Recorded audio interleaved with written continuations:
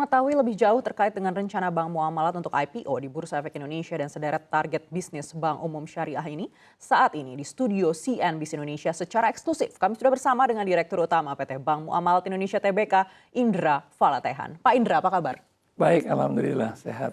Sehat ya. Pak Indra, kalau kita melihat Bank Muamalat ini sebenarnya sudah menjadi perusahaan terbuka sejak tahun 1993. Tapi Iya, di betul. akhir 2023 ini baru memutuskan akan memperdagangkan sahamnya untuk publik. Iya. Mungkin boleh dijelaskan sebelum kita lebih jauh lagi, Iya. apa alasannya memilih akhir tahun 2023 ini? Ya, ini sejalan dengan arahan dari OJK bahwa Bank Muamalat salah satu perusahaan yang sudah terbuka harus melistingkan sahamnya di bursa.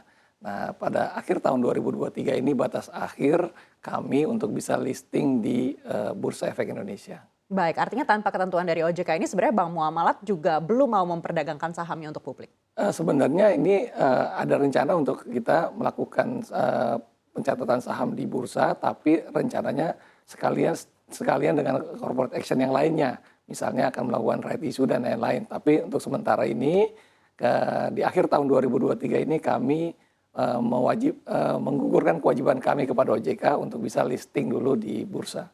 Baik, lalu sejauh ini kesiapan Bank Muamalat dan progres yang sudah dilakukan seperti apa? Sejak akhir tahun 2022 kami telah membentuk satu tim corporate action untuk melakukan rencana listing ini.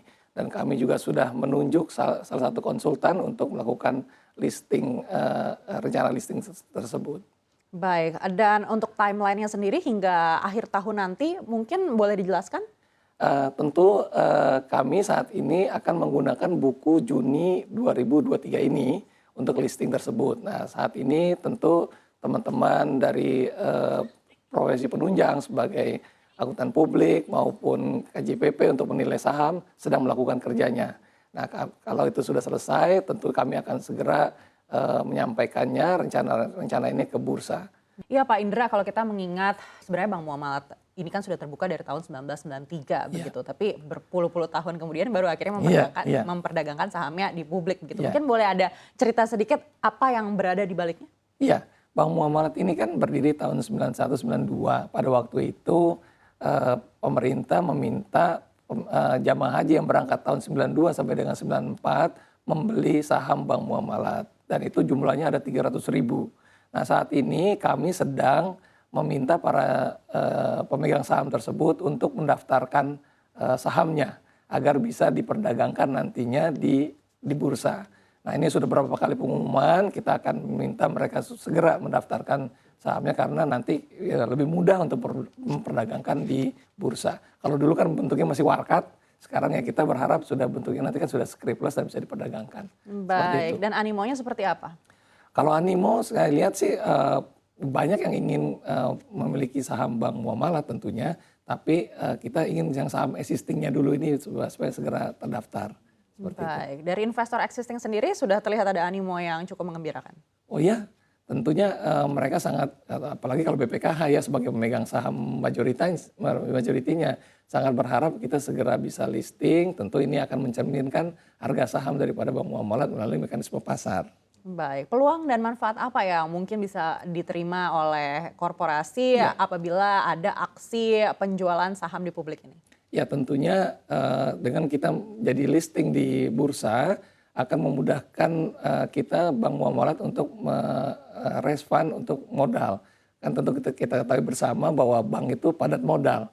Untuk melakukan ekspansi perlu modal. Nah, ini tentu sangat memungkinkan kita untuk melakukan penyerapan modal melalui bursa. Yang kedua tentunya dengan proses ini GCG kita akan semakin dipercepat untuk bisa semakin baik. Nah, tentu sebagai lembaga kepercayaan sebuah bank, tentu GCG menjadi parameter para stakeholdernya, baik itu pemegang saham maupun juga para penabungnya atau deposannya. Nah, kita harapkan itu bisa dilakukan dan tentu saja yang terakhir brand image sebagai perusahaan terbuka dan listing itu menjadi sangat penting buat kami yang bergerak di sektor keuangan. Baik, kita tahu BPKH ini menjadi salah satu pemegang saham pengendali di Bank Muamalat begitu. Nanti sinerginya ke depan akan seperti apa dan juga peran BPKH akan seperti apa? Oh, saat ini tentunya kami sudah sinergi dengan BPKH sebagai pemegang saham sejak mereka masuk di tahun 92. tentu kita akan menggarap ekosistem haji dan umroh. Dan itu sudah dilakukan pada kesempatan saat ini. Nah, mungkin untuk para jamaah haji yang saat ini mendapatkan nilai manfaat daripada BPKH, mereka bisa mengecek nilai manfaat tersebut melalui aplikasi mobile banking Bank Muamalat yang namanya MDIN. Nah, di situ bisa secara transparan mereka akan bisa lihat berapa sih sebenarnya nilai manfaat yang saat ini oleh BPKH dikelola dan sudah menjadi nilai manfaat di rekening mereka. Nah, itu bagian daripada upaya kami untuk bisa bekerja sama dengan BPKH menggarap ekosistem haji yang ada di Indonesia. Baik, apakah setelah listing ini ada rencana mungkin untuk bisa mengembangkan ke segmen lainnya atau ada target market yang juga disasar oleh Bank Muamalat? Oh, tentunya ya seperti itu. Saat ini kan tentu bukan hanya ekosistem haji saja yang sudah jadi garapan Bank Muamalat. Sektor misalnya industri kesehatan dan pendidikan itu kan memang relatif erat dengan keislaman. Nah, itu menjadi garapan sektor yang menjadi sasaran kami saat ini. Baik, tadi sebelumnya Pak Indra sampaikan sebenarnya sudah ada rencana untuk listing dan dibarengi dengan aksi korporasi lainnya begitu. Dan untuk aksi korporasi lainnya ini selanjutnya akan seperti apa? Apakah sudah ada timeline mungkin kapan akan rights issue atau mungkin akan mengeluarkan sukuk lagi? Iya, kalau mengenai rights issue dan sukuk sebenarnya Bank Muamalat ini sudah biasa sebagai perusahaan TBK. Kita akan rencanakan tapi belum secara detail, kemungkinannya nanti kita akan lihat di tahun depan. Seperti itu mungkin. Berarti ada rencana di tahun depan? Ada rencana tapi belum detail kira-kira seperti itu. Jumlahnya juga belum tahu berapa? Belum. Sementara ini belum kita bisa sampaikan. Oke, menarik sekali. Dan kalau kita melihat inflasi ini kan sebenarnya terus melambat berdasarkan data yang kemarin begitu. Dan artinya ada juga peluang mungkin bagi Bank Indonesia mungkin untuk bisa mempercepat pemangkasan suku bunga. Seperti apa ini akan mempengaruhi Bank Muamalat? Ya pastinya dengan langkah yang dilakukan oleh Bank Sentral seperti itu sangat mempengaruhi Bank Muamalat kinerjanya. Tentu ya dengan seperti itu kita yakin ekonomi akan semakin baik dan Bank Muamalat bisa menyalurkan pembiayaan dengan baik pula. Nah, karena kan ya dengan pemangkasan suku bunga ya kita tentu masyarakat akan lebih banyak mengambil pembiayaan ke Bank Muamalat.